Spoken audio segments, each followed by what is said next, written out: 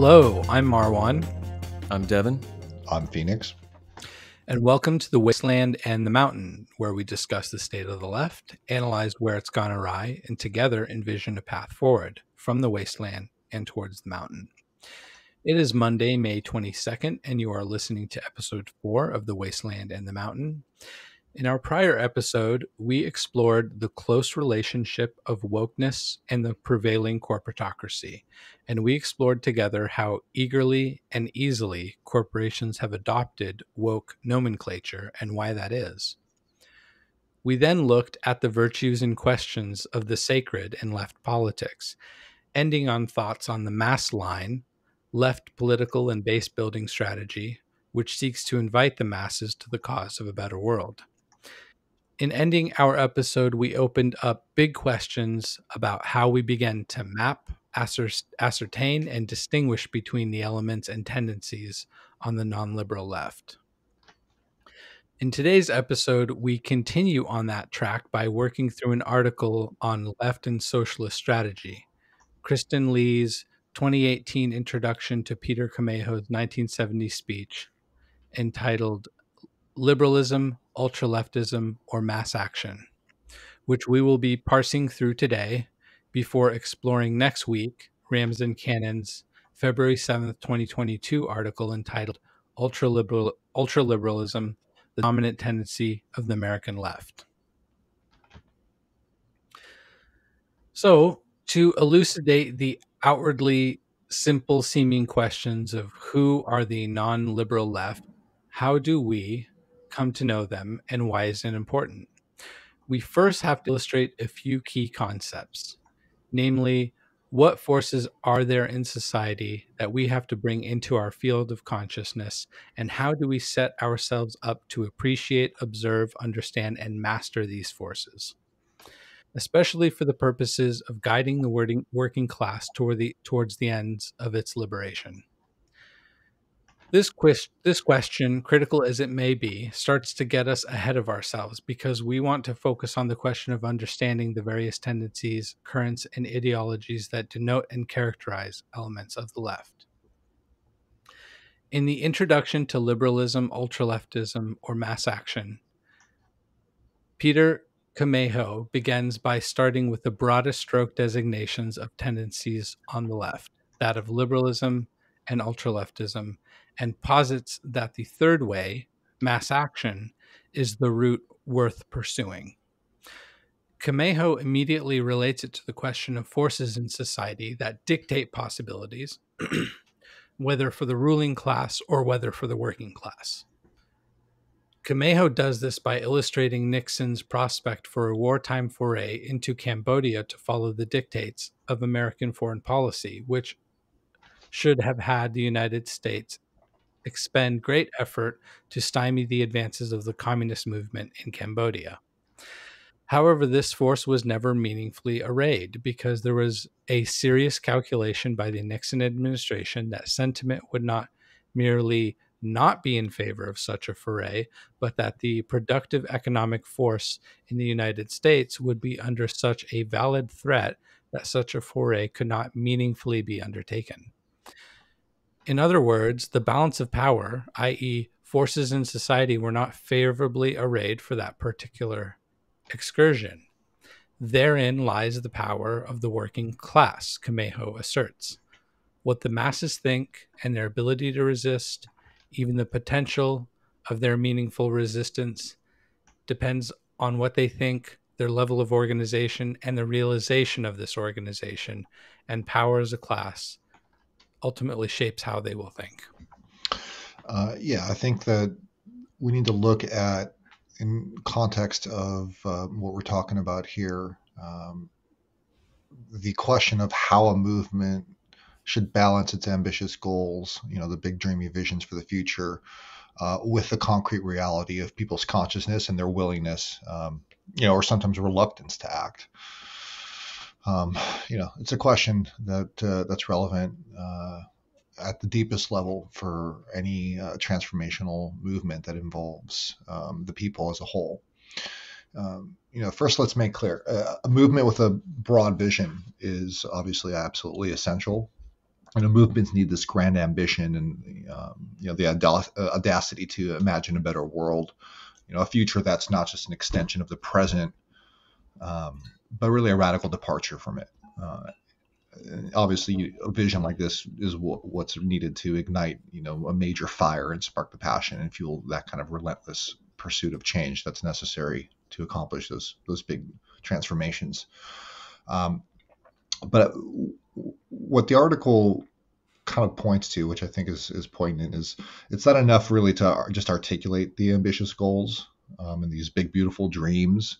While it's necessary, there is a delicate balance that comes in mind, or that comes in regarding that. It's the dreams and the visions have to be anchored in lived realities in the real world, and the collective consciousness of the people whose hearts and minds we need to touch and whose actions we need to inspire. It's kind of like a dance. The dreams lead the reality, and the reality guides the dreams. Consider this: when a movement's goals are too abstract, for example, and they're too distant from people's realities, there's generally a risk that the message kind of gets diluted, it gets lost in translation, and that disconnection can lead to disillusionment and even alienation. So the fact is no matter what we think in our minds as intellectuals, movements are just plainly not formed in a vacuum, right? They're formed in the crucible, right, of society itself. It's within kind of the hopes, fears, and struggles and aspirations of real people in the real world. So in that regard, the piece we've been talking about kind of advocates for what it calls independent mass action. Basically, the strategy emphasizes on engaging as many people as possible around tangible, concrete issues that affect the lives right here, right now. It does this by basically creating a space where people can connect their personal struggles with broader societal problems.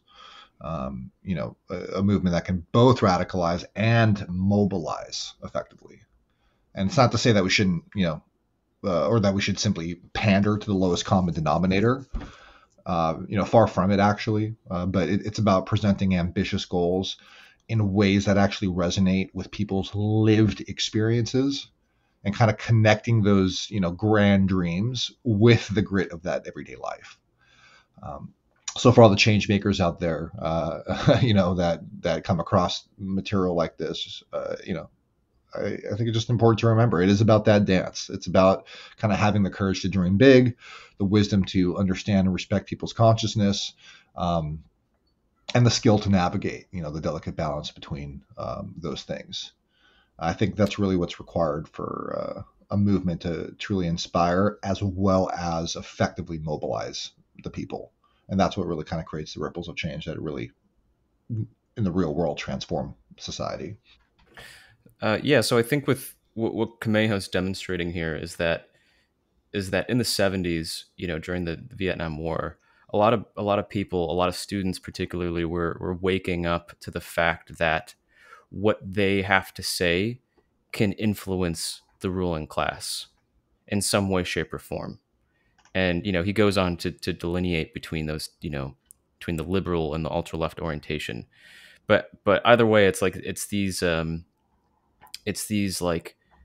mass kind of societal crisis events that sort of spur people on to this radicalization of sorts.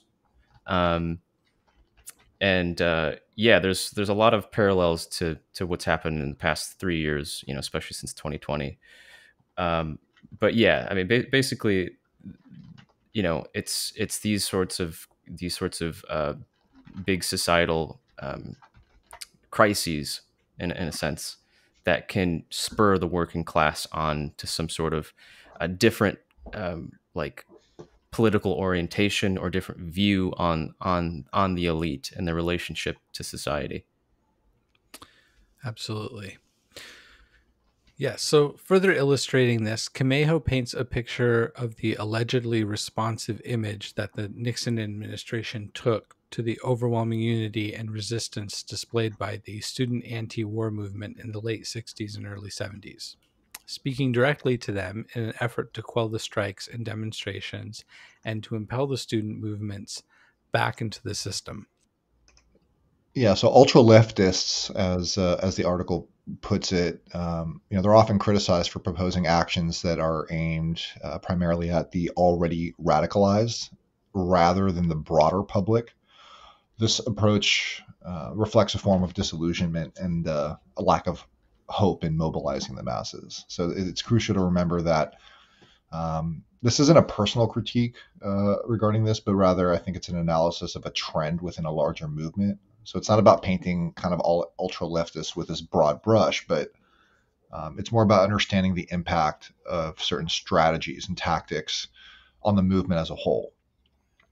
There's this perception that ultra leftists, I think, have turned inwards, focusing on radicalizing the kind of already radical and kind of pushing the already converted even further down that path. But I think some would argue that this approach kind of reflects a disillusionment and a lack of hope in the ability to mobilize the broader masses. So the question, I think, is, does the strategy inadvertently narrow the scope and limit the reach of the movement? Because like social change by its nature is an expansive process, right? It's about outreach, it's about education, it's about dialogue, it's about building bridges, right? And the danger, I think, in focusing too much on kind of those already that are within the fold, that low hanging fruit, it's kind of that we risk kind of preaching to the choir, right? And in doing that, we, I think, risk limiting our appeal to those on the peripheries and those who may be sympathetic to our cause, but maybe not yet fully on board.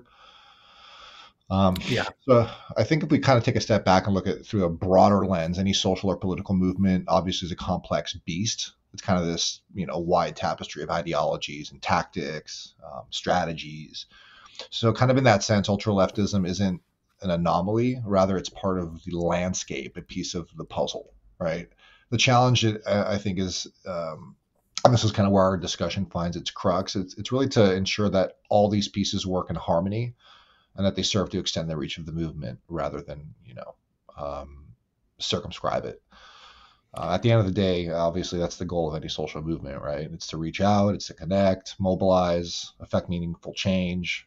So, as we grapple with that critique of ultra-leftism, I think it's important to remember that fundamental truth and remember the struggle for a just and equitable society isn't really confined to the ranks of the already radicalized. It really is a struggle that needs to resonate and mobilize the broader public.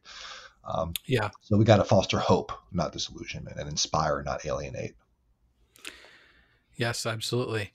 Getting back to the summary of the article, Camejo asserts that in this responsive image and posture that the Nixon administration took was merely cover and interference to allow time for the real general policy of the ruling class and the administration, which is to divide the movement, students from workers, the struggle for Black liberation, etc. Divide and conquer, the very same. Yeah, well, I'm going to jump in here with what's a quote from the article. Camejo said, he said, "Liberals reject the concept that there is a relationship of forces between classes. They can't understand it. If you walk up to a liberal and say, right now, the working class is protecting your civil liberties, he would break out laughing. He'd roll over on the floor saying, what are you talking about? Meanies for the war. The unions never do anything. They don't understand the fact that the American working class believes in its civil liberties. If the ruling class tried suddenly to take all civil liberties away, the American people could physically stop them." So yeah, it's just going into this, going back into this concept of forces in society, right? Like both liberals and the ultra left, they don't believe in a sort of like a working class bulwark between them and the elite. That there is a layer of working class solidarity or working class people that protect the interests of the working class. And then if it wasn't for those, for that bulwark, there would be more needless exploitation than there already is, or already was at the time, I should say. So yeah, it's just this understanding of these concept of forces it's a very important one. Yeah, absolutely. And and especially in the postmodern era, like those like liberals can scoff at some of those like bourgeois advancements that we won from like the bourgeois revolutions and the French Revolution, like free speech, Hmm. civil liberties. Like people care about that shit. And Yeah. you can go into an academic course and deconstruct that till the cows come home. But if there is a serious, meaningful threat to it in society, and it's a threat that is on the radar of the working class, they're not going to just sit idly by.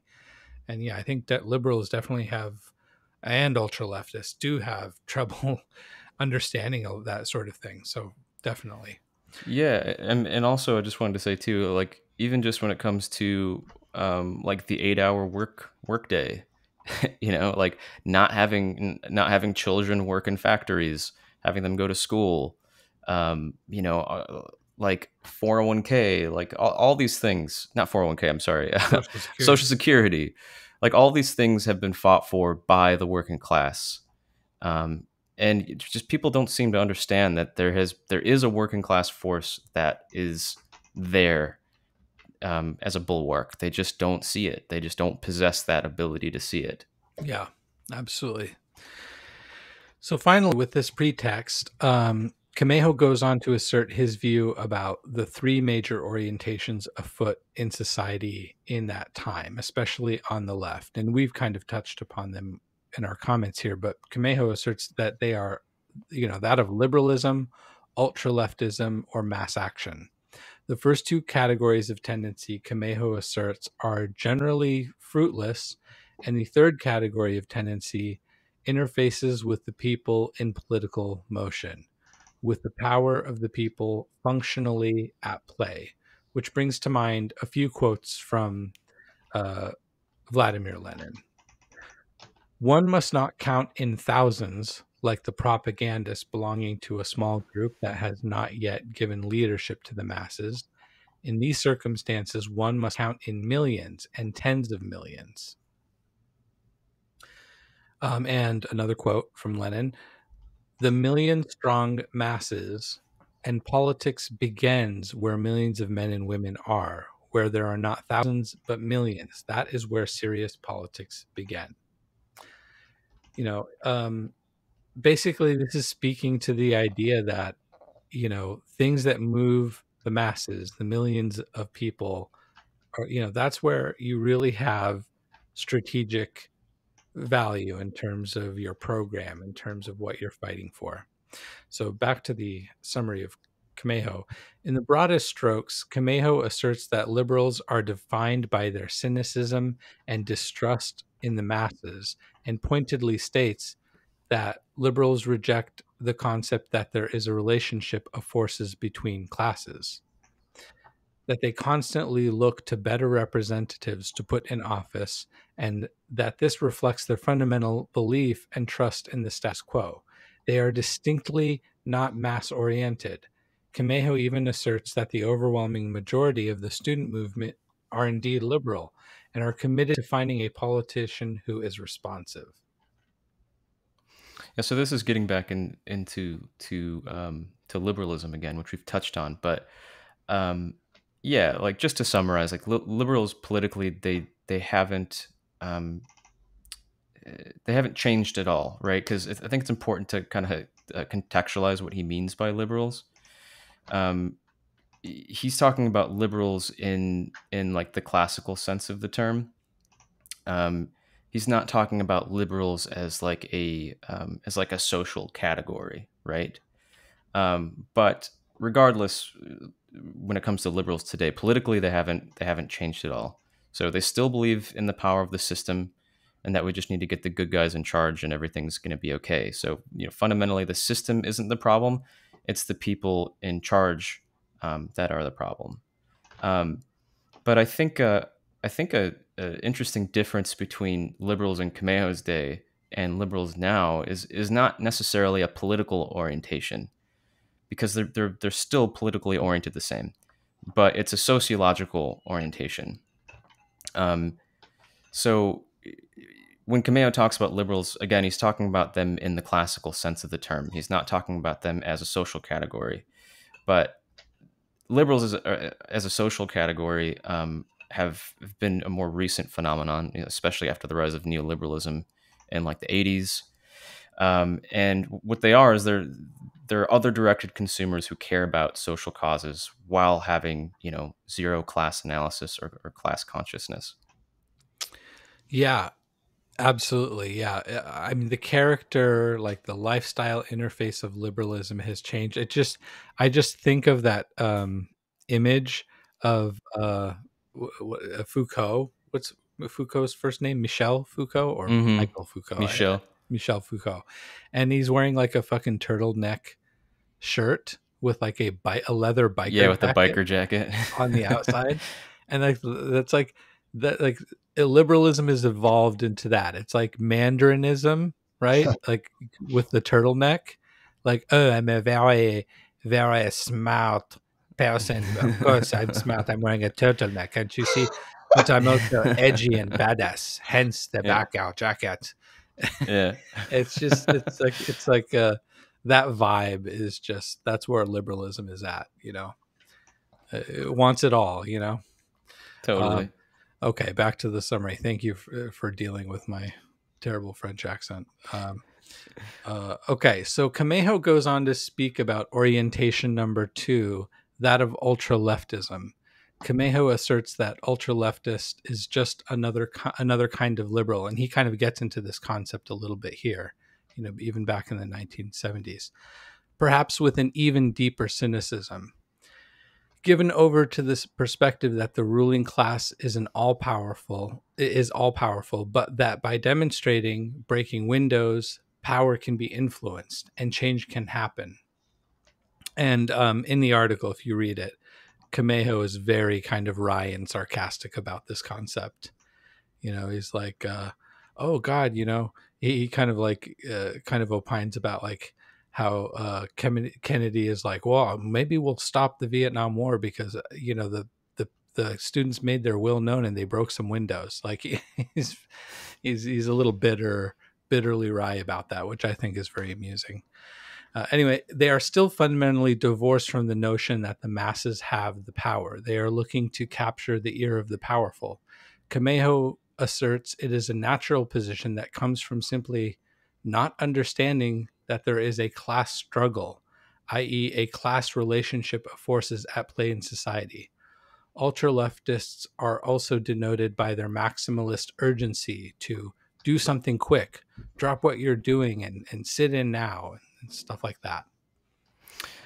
Yeah, I think it's a good point, or it's a good point to kind of distinguish between the different definitions of ultra leftism, because Camejo is using it very differently from how it was kind of historically used and how it's used today. So like the ultra leftists was originally to the Bolsheviks. It was basically someone who wanted to do like a bombing or assassination campaign. Like these were loose, organized individuals who wanted to carry out radical action divorced from mass politics. But how Camejo defines the ultra left is like a different breed of liberal. So they still essentially believe that the elite could be bartered with, but only if they adopted radical tactics like going out in the street and setting shit on fire and breaking windows. But the ultra left today has morphed into something else. So it's still used as a pejorative, but it's now used to sort of denote extremely online people who LARP as revolutionaries on Facebook and Twitter for social clout. So they don't possess hope in the power of the working class due to ignorance.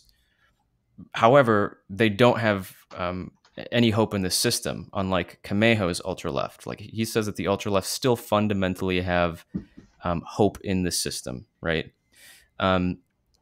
And that's why I think that today's ultra lefts and today's liberals are pretty much, different breeds of the same species, like Camejo originally said. But I think this is different.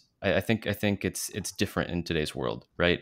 Because this doesn't have anything to do with like some sort of political orientation. Um, Again, I think it goes back to this sociological shift, right? So um, ultra leftists today, they still retain the other directed sociological orientation of today's liberals. So they want to be part of the in crowd and look cool and fit in, exactly like liberals do, who ape whatever social cause is the new flavor of the month. They both engage in virtue signaling. It's just that today's ultra left virtue signal to look like they're radical. So yeah, you see this straight line of other directedness that you could see between liberals and ultra lefts. And of course, you hear people talk about the liberal to ultra left pipeline. And I think a key piece missing in understanding this is just that sociological orientation of other directedness. Yeah, really well said. Yeah. That reminds me, I think it's interesting. I think the assertion that liberalism, ultra leftism is different today. I think it's just a matter of, Camejo's designation of ultra left is like this idea that, they can still influence those who have power. But I think even when Camejo asserts that, I think he asserts that without actually saying it. It's like a subconscious thing, right? I think today it's just the same. It's still very much subconscious. Like, I think that's how ultra leftism work. Like consciously, the ultra leftist thinks that they are some Baader Meinhof like communist revolutionary that will call for a general strike, and people will take it seriously because after all, they're a fucking communist, you idiot. They take them seriously. But really it's the same kind of dynamic. I think it's evolved, but I don't know if I agree that it's actually terribly different. It's relegated to the subconscious, that the hope that they'll influence people with power. I think with today's ultra lefts, I think their general outlook is extremely nihilistic. Yeah, which is something that we've gone over in previous episodes. But like they don't retain any hope at all. They don't retain hope in there being some sort of working class bulwark, that protects their civil liberties against the elite. And they also don't fundamentally believe in the system either. Whereas Camejo, like you said, I mean, whether it's unconscious or subconscious or not, he still says that they have a fundamental belief in the system, even if it's deep down.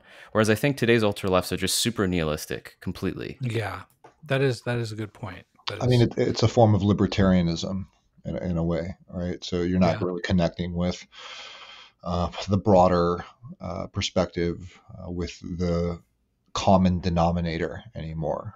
It's like quote unquote liberation ideology, but it's purely of liberation of the base instincts, liberation of your individual expression, and because that can be other directedness. Exactly. Yeah. And because that's perceived as, quote unquote liberation in kind of a libertarian type of a sense, people think that they're fighting for a freedom, but really it's a degeneration of the unified spirit into a fractured spirit.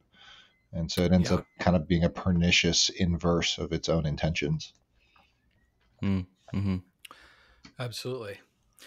Okay, well, getting back to the summary of the article, finally we have the last orientation, that of mass action. Camejo puts the concept succinctly here when he says, quote, "Our concept is to unite people in action around the issues on which they're moving. Not because we're single issue fetishists. Our aim, in fact, is to move people around broader and broader issues, but we've got to deal with reality, not with abstractions. We advocate many things, but we try to put into practice those things that the masses are prepared for. We advocate general strikes, but we don't call them because we're not fools. We know that there cannot be a general strike on any issue right now, given the present level of consciousness. End quote.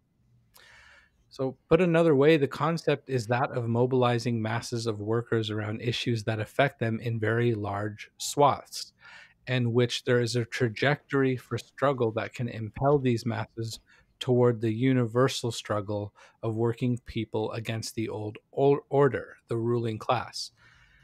That supporting struggles that the masses have sincere grievances for helps to build the consciousness and solidarity to build into larger campaigns for struggle, such that a call for a general strike might actually be meaningful. This is Camejo's concept of mass action in a nutshell. Yeah, and the left, I think, faces a major challenge in regards to that mass action, that consciousness of let's say the 99%, because we have a challenge here of realistically engaging with the working class, in light of the fact that much of the working class actually now skew conservative culturally, which has been propagandized by the culture wars. So that's a question that has to be dealt with very in a focused manner, given the reality of the scenario today. Um, this conversation springs from this article. The working class is the backbone of society, obviously, and it's been the subject of misunderstandings and simplifications, and even stereotypes. So it's important to acknowledge that. I think, like any other group, the working class isn't some monolithic thing necessarily. It really is composed of a broad range of individuals that do have varied experiences. They have different concerns. Oftentimes, they have different political leanings, especially today. And so this article we've been discussing posits that the key to engaging them, the working class as a whole, I think lies in acknowledging that there is this diversity and actually being able to connect with them on issues that really do matter in their everyday lives, right? So if you look at the elephant in the room, let's address it. The influence of the culture wars is a significant factor. There's media narratives and political rhetoric that play their part in this. And, where our conversation needs to pivot is right there. I think instead of merely treating the working class as kind of passive recipients of propaganda, we have to acknowledge their agency, their capacity for critical thought and meaningful action. And it's not to downplay the effects of propaganda. Of course, it plays a role, but the answer, I don't think, is to bemoan this fact and treat the working class as if they're lost. As the article suggests, I think the key is really independent mass action. So it's about organizing around issues that are tangible, that are concrete, and that directly impact people's everyday lives. Yeah, absolutely. Very well said. Yeah, I was just gonna say it's right. It's the point is to not view the masses with like a profound sense of cynicism. It's to have a degree of hope in the working class to be able to organize around certain issues. And Camejo talks about this in the article, where it's like you got to meet the masses where they're at, right? Like realistically, most people don't read theory. Most people don't read socialist or Marxist theory or anything like that, philosophy. So you kind of have to meet them where they're at, and that's building up momentum around a particular issue that sort of affects everybody, right?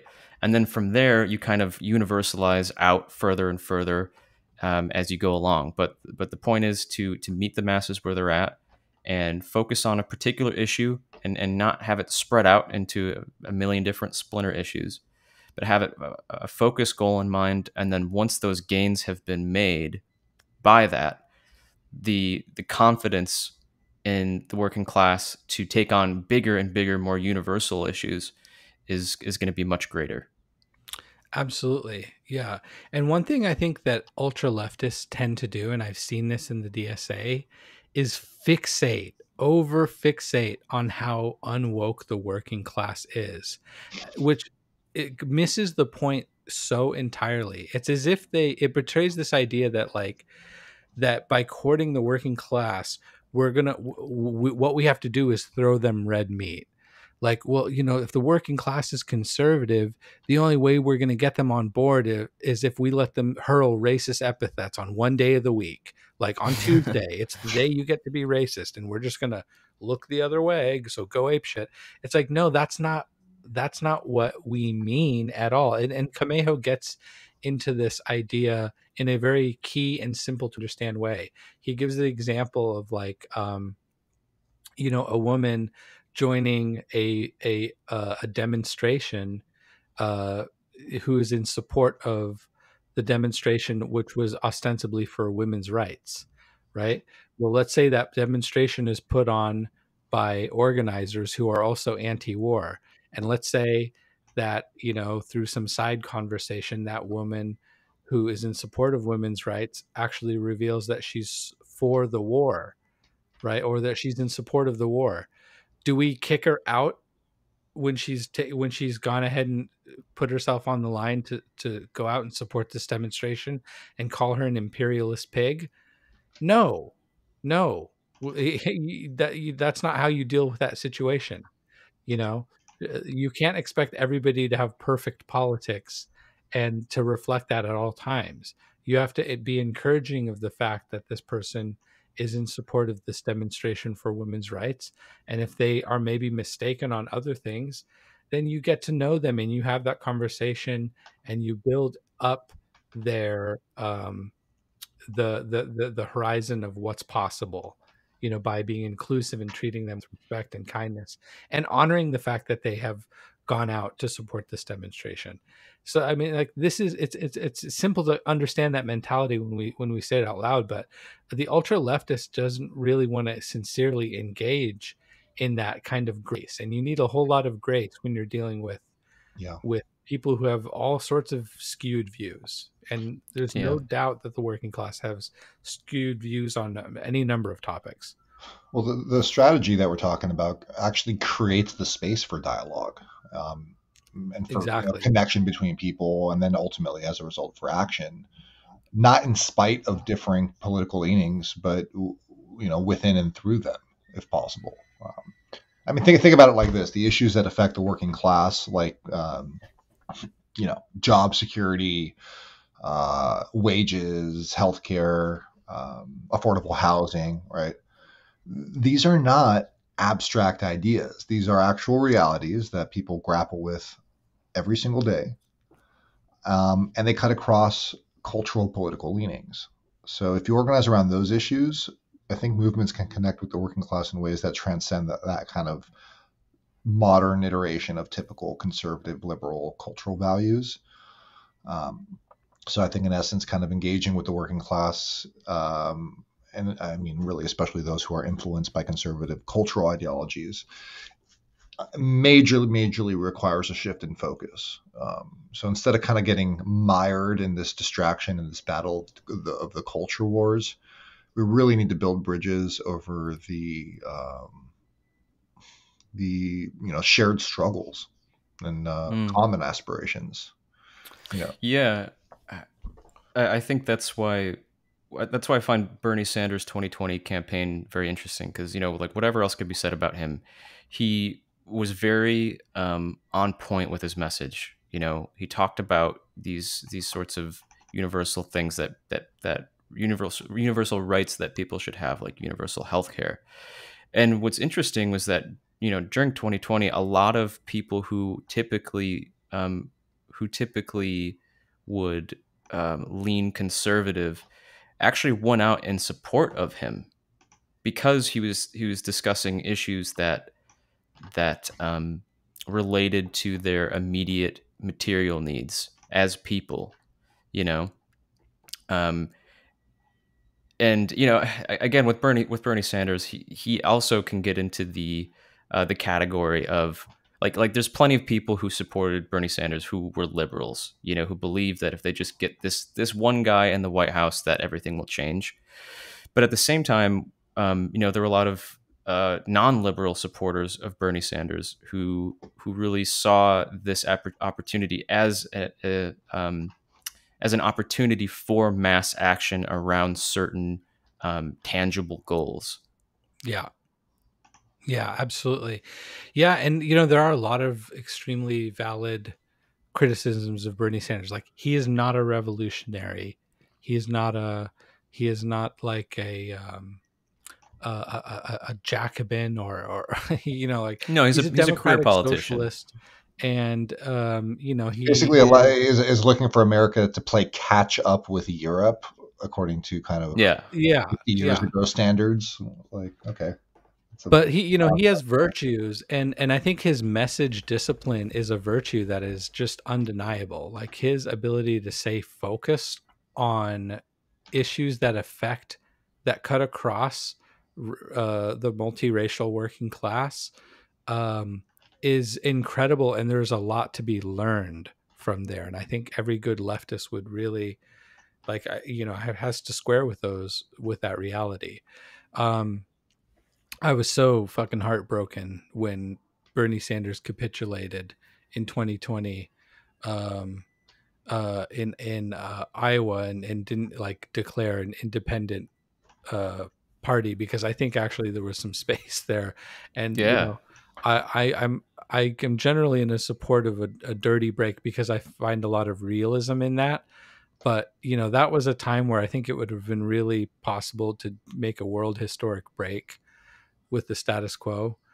And you know, it breaks my heart that didn't happen. But nevertheless, certainly a missed opportunity. That's for somebody sure. like him would have been the kind of person at the right time and place that could have created a world historic shift. But I think 100%. he is just shy, or I mean, arguably the degree, but he is shy of world historic status. So he kind of Hmm. blinked when he got to the edge, and kind of, you know, stayed a good boy to the Yeah, liberal. he just went back to his position as a career politician. Yeah. You know, Yeah, that's it. yeah. But I'm, you know, like the scene that was set by the movement is still a ripe one that I think the you know the left still needs to navigate through. And again, I think there was an enormous boon to the general level of political and class consciousness that I Hmm. still think is something we have to wrestle with and take advantage of. And I think we have a lot to thank Bernie for in that regard, and movements before him, whether it's Occupy or the WTO protests, or you know, it's been an evolving force. But nevertheless, let's get into another question that we have as kind of a jumping off point. And I think we addressed this a little bit earlier, but I want to just revisit it now and tell, in case there are more comments to make. You know, what are parallels between liberals and the ultra left in Camejo's day versus today? Mm. Yeah, I touched on this quite a bit earlier, but I guess I wanted to say that, you know, when in Camejo's article he's talking about 1970, right? He's talking about the Vietnam War, and I think there's a lot of parallels um, between what happened then and what's happened within the past few years with, you know, like the Black Lives Matter protests.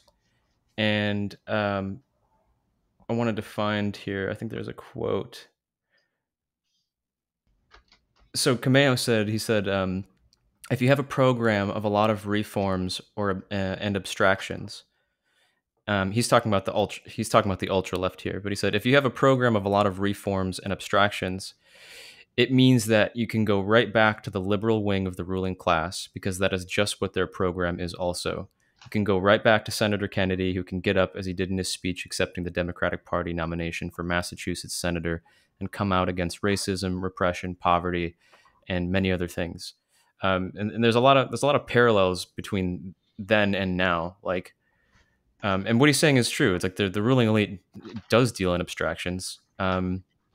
And that's precisely because they they appease the masses by blowing smoke up their asses and giving them like little crumbs of reform and performative displays to sort of appease them.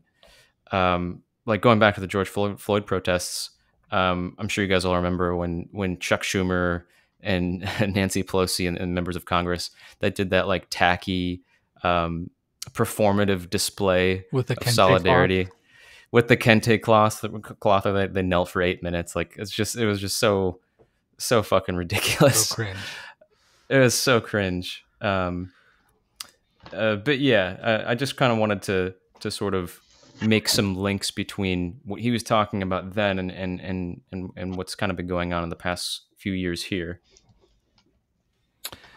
Yeah, absolutely. I think it's definitely evolved, and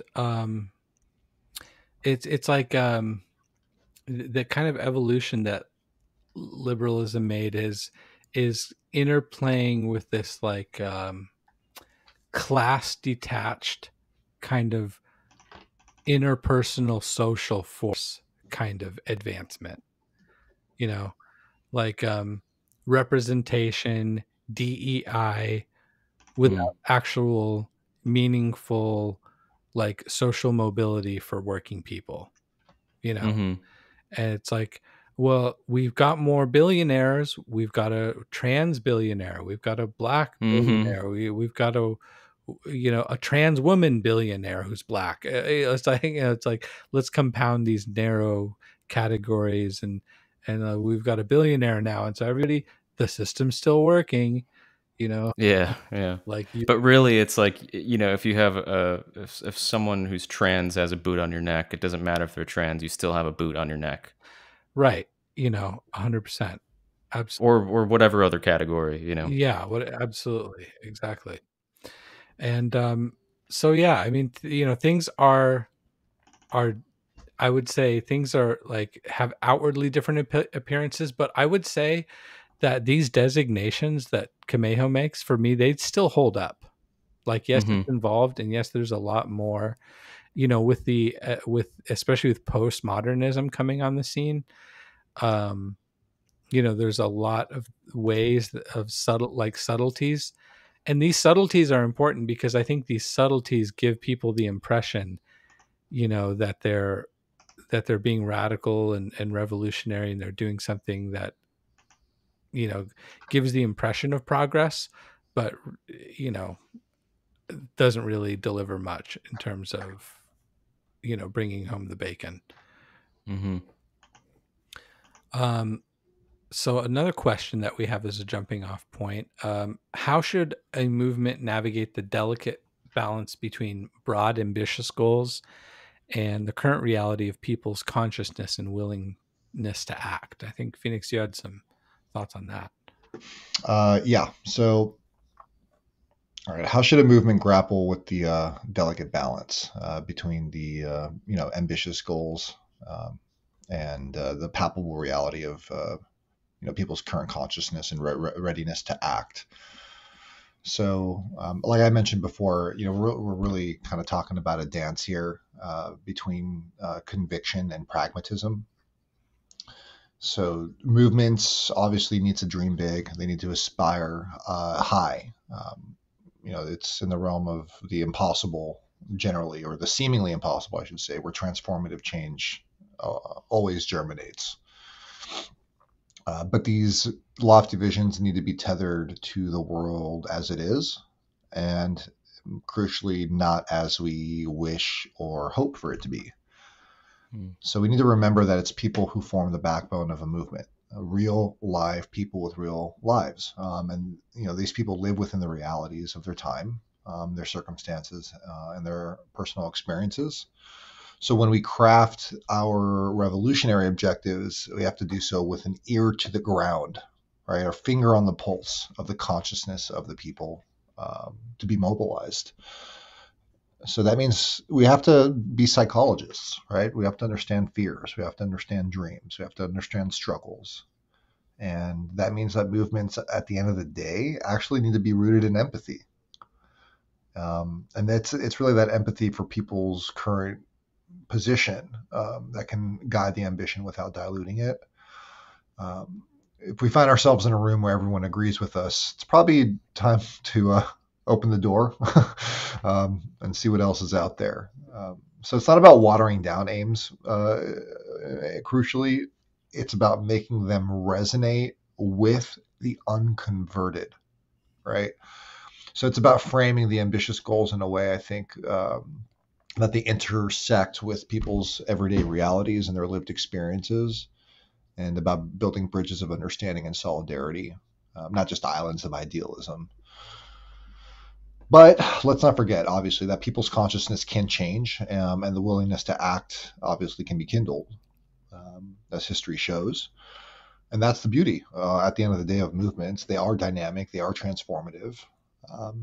And, we need patience for the process, and we need respect for the journey people take from unawareness to awareness and from passivity to action. So I think as we navigate that tightrope act, that balance, we should remember that change is not one event. It's an ongoing process in flux. It's an evolution. And so we got to be in it for the long haul. Even though, decades can happen in weeks, after weeks, or after, decades happen where not much happens. So, we can certainly see accelerations, but in the time where things tend to be more stable, so seemingly behind the scenes, people's consciousness is rising, and then it reaches that inflection point. So, we need to have these ambitious goals coexist with people's consciousness, so where they are, and then that way, they can shape together an actual future that reflects aspiration. Yeah, I wanted to add too, like going back to 2020 with the George Floyd protests, a lot of people came into political consciousness then at that time, and a lot of them, going back to what Camejo was saying about the ultra left, like, who believe that they can just light shit on fire and break windows to get the elite's attention. It's like there was a lot of that in 2020 with the protests. But regardless, a lot of people came into political consciousness at that time. And like you said, I mean, I think we need to be open, and we need to be generous towards people who are coming into their own politically, and this political consciousness spectrum, if you want to call it. And that we need to do that with empathy and, in solidarity, and just talk to people as regular people and as fellow working class folks who are just trying to get by and live their day-to-day lives while also navigating just the shit show that we live in. So yeah, it's a delicate balance, but I think a lot of people are slowly coming to a different level of political consciousness, and we've got to be there to help them along the way. Yeah, really well said. And I think another way to kind of put that, to think of this sort of thing, is that it's like when you like meet somebody for the first time, you don't launch into the most abstract, complicated idea that maybe you might have been thinking about. It's like you say, hi, how are you? What's your name? How's your day? What do you do for a living? Yeah, normal niceties. Just you start talking with to people. Talk, and small talk. Yeah, you talk with people. You don't talk at them. If you go talking at people, it'd be like, oh, hi, how's your day? Oh, that's interesting. Well, I've been thinking about Hegel. The person's just going to look at you like you're a fucking lunatic, and they fucking should, because you are a lunatic if you're just launching into that sort of thing, with random bystanders with no context, and and similarly, like when we focus on the abstract positions that we ideally want people to have, we're kind of missing a big picture. We're missing a big opportunity to actually gain and earn the trust by working on tangible issues that we all feel. And often these are centered around material issues, but they're not limited to only material issues. They can be a bit abstract. They can be about ideas too, but nevertheless, they're about meeting people where they're at, and like, being a good organizer, like a secret of a successful organizer is doing kind of more listening than you are prescribing. Like, talk to a person, figure out what are they frustrated at about work? What are they frustrated at about in their city? And then once you've heard them out, you might be able to like go somewhere in terms of coming up with a plan of action. You might be able to invite them to, hey, there's this thing going on where people are trying to figure out exactly what those issues are, or maybe there's other people at your workplace who are wrestling with that too. Maybe we should talk. We should get some coffee. And by the way, it's not going to be like next time that you get to talk about the most heady and abstract things. It's probably going to be like, I don't know, 6 months from now, maybe a year from now. Like, you have to play the long game with this shit, Yeah. And people also just need to not be so smug and elitist. Somebody's a construction worker or a coal miner, and they listen to country music, and they're worried about their kids kind of being exposed to drag queen story hour. Is that guy going to be some dumb backwards hick redneck? You shouldn't talk to people like that, right? This is one of the people who is getting the short end of the stick economically and socially, and the working class, united we survive, and divided we fall. So when people are smug and elitist and look down on people because they're culturally different, or more interdirected, or a little bit more suspicious of the unraveling of the culture as they see it, that's okay, because that person can still be an ally, and that's something people need to realize. Yeah. They still work. I just wanted to add one more thing. It's not that having an elite is an issue, because there needs to be an elite that understands big concepts and heady theories and that sort of thing. But the point is that we shouldn't be like pretentious and talk down to people. Yeah. We need to talk to them where they're at. 100%. And to go to the example that Phoenix gave of like, maybe like that conservative coworker who speaks about their concerns about drag queen social hour. It's like, yeah, okay, maybe you find that concern absurd, but focus on the thing that the material issues in your workplace. Focus on increasing democratic representation in the workplace, and through that person's mind might be open up to like realize one day that the fucking drag queen show on TV is not that big a deal. Maybe not a big a deal as they thought initially. That sort of thing can be broached in struggle, and in struggle is the best time to actually broach and advance people along those ideas.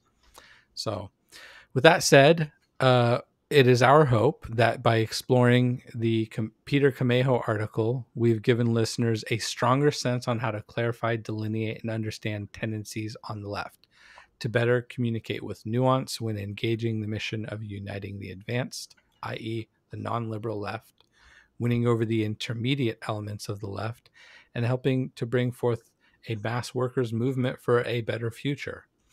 Next episode, we will dive into Ramsin Canon's article, which will be linked in the show notes, Ultraliberalism, the Dominant Tendency of the American Left. This has been The Wasteland and the Mountain, signing off. Thank you, dear listener, for tuning into our 4th episode. Please subscribe and join us for future episodes where we dive deeply into the concepts, ideas, great intellects, and thinkers of the class-conscious left. Until next time, listeners, thank you.